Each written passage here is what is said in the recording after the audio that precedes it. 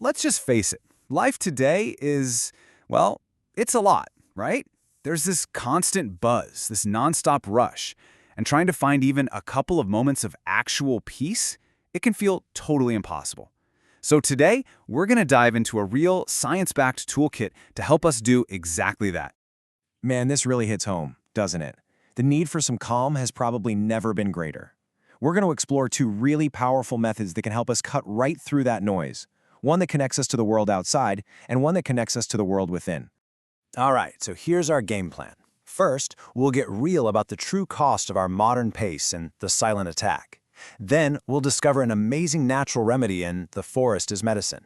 After that, we'll dig into the real secret, the why behind it all, before we finally bring everything together with two paths to peace. Okay, let's get into it. Before you can even think about a solution, you really have to understand the scale of the problem. And the problem of modern stress, well, it runs way deeper than most of us think.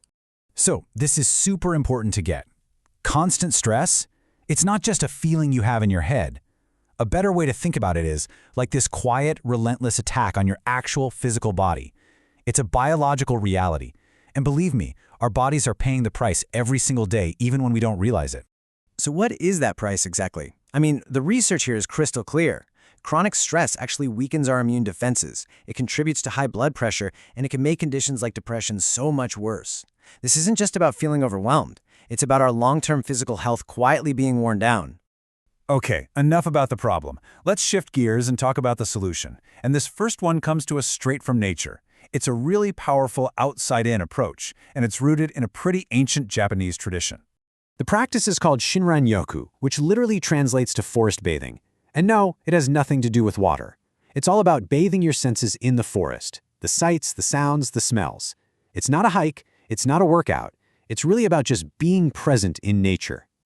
And look, this isn't just some vague, feel-good idea. The science behind it is actually remarkable. Check this out. One study found that just 15 minutes of walking in a forest, well, it totally tanked levels of cortisol. That's our main stress hormone, especially when you compare it to a walk in the city. I mean, just look at the difference here. It's pretty undeniable. And it doesn't even stop with cortisol. Forest bathing has been shown to help normalize your blood pressure and heart rate. It boosts your immune system, and it can reduce feelings of fatigue, anger, and anxiety. It even helps us sleep better. It's basically a full-body reset. So this begs a really interesting question, right? What's the magic here? How can a simple walk literally change our biology in such a big way? This question is what leads us to the real secret behind why all of this works. And the answer is mindfulness. Yep, this is the core principle that makes things like forest bathing so incredibly effective. It's a journey that starts from the inside and works its way out. So what even is mindfulness? Well, in the simplest terms, it's the awareness you get when you intentionally pay attention to the here and now, without judging it, without labeling your experience good or bad. You just observe. It's like when you're drinking tea, you're just drinking the tea. You feel its warmth, you taste its flavor, instead of worrying about tomorrow's to-do list. I absolutely love this metaphor. It perfectly captures one of the biggest ideas in mindfulness. See, we get so swept away by our thoughts that we start to believe we are our thoughts. Mindfulness teaches us to create a little bit of space, to realize that we're actually the vast, steady sky, just watching those thoughts drift by like clouds. And this comparison just makes the difference so clear. On the left, you've got automatic pilot mode. That's where we're just unconsciously reacting, lost in thoughts about the past or the future. And on the right, that's mindful awareness. In this mode, you're in the driver's seat. You're consciously responding to what's happening right now, fully aware of what you're doing and feeling. Okay, so this all sounds great, right? But how do you actually do it when your day is completely slammed? Well, there's this fantastic little tool called the 3-minute breathing space. Seriously, think of it like a restart button for your brain. Step 1, just pause and ask yourself, what's happening inside me right now? Step 2, bring all your attention, like all of it, to your breath. And finally, step 3, let that awareness just expand from your breath to fill your whole body. It's so simple. Anyone can do this literally anywhere. So now, let's bring it all home. We've talked about the problem, and we've explored two really powerful solutions. What we've actually done here is build a complete toolkit for our mental and physical well-being.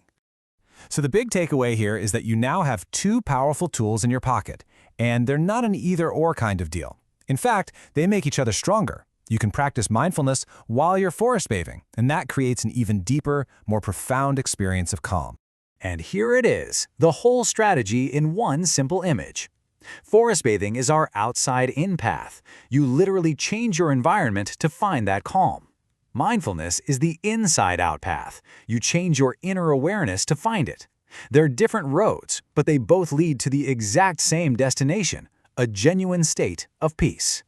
So let's just end on this one crucial thought. The world, it's not going to slow down for us. The emails, the notifications, the demands, they're just going to keep coming faster.